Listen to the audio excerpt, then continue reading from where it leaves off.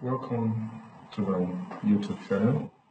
In this video, I'll be taking you through on how to determine the names of the variables in an NC file. Sometimes you download an NC file that has more than one variable in it, and perhaps you are trying to say, okay, what are the variables in this NC file, and probably how do I take out one of the variables.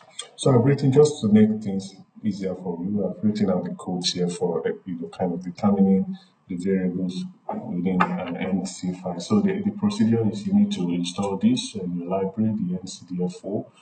If you've not had it before, then you will need to first of all install it as a package.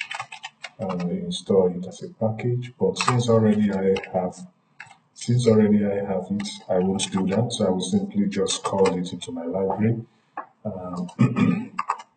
Okay, so that's this. Now I've called it into my library.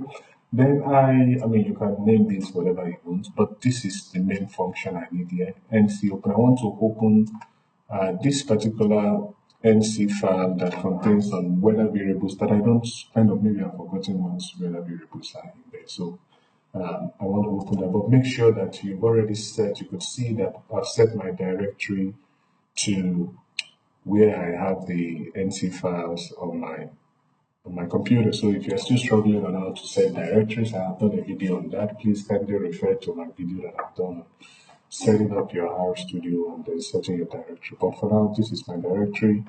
And so if I run this, if I enter it, you see it brings out this particular information in the environment. Now, I want to know the names of the variables. So what basically I put is, so this is names, it's a function, and then this is my new variable that I've just defined here. And then you put this $sign. This $sign. So if you put this, you put this $sign. It brings us a whole lot of things. What do I want? I want to know the name of the variables. So I go down to variables here. Click on it. It gives you the same thing. And it tells me that you could see that there are two variables in this data set, PM2, P5, and PM10. If you want it to print out the names of variables, then you just have it here, and then you could see the names of variables. So that is one. But if I intend to, because I may not be able to use these two variables at the same time, so I intend to just extract one and use one at a particular point in time. So let's assume I intend to use the PM10. So what do? I still leave the variable open. I still leave the data set open. Please don't close it. It's when you are done, you close it. But for now, let's get let me say PM10 data. I want to extract the PM10 data. And I will simply say that the PM10 data.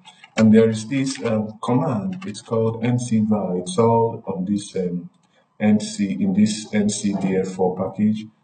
I want to get. So I go to get, and I want my NC file. That's what do I want to get there? So I've already seen the names of my two data sets. So I want to get PM10. Make sure the names are exactly what is on the data set itself. So if you do this, it takes some time, and then it tells you. So this is now the new data set. You could see I've kind of extracted one of the variables out of the original data set, and you could also just see what you've got there. You could print and say PM10 data. Let's see what we've got. Then you could see, just have a feel here of some of the things there. So that brings me to the end of today's discussion. And then before I close, so please make sure you close the NC file, because for now it's open. So now it's closed again. So you make sure you close it.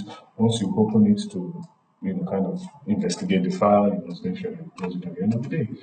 Please, if you've not subscribed, please kindly subscribe so that you could get similar videos like these. Like the channel, ask a question, put them in the comments, and then we'll meet next time for another exciting video on code econometrics. Bye for now.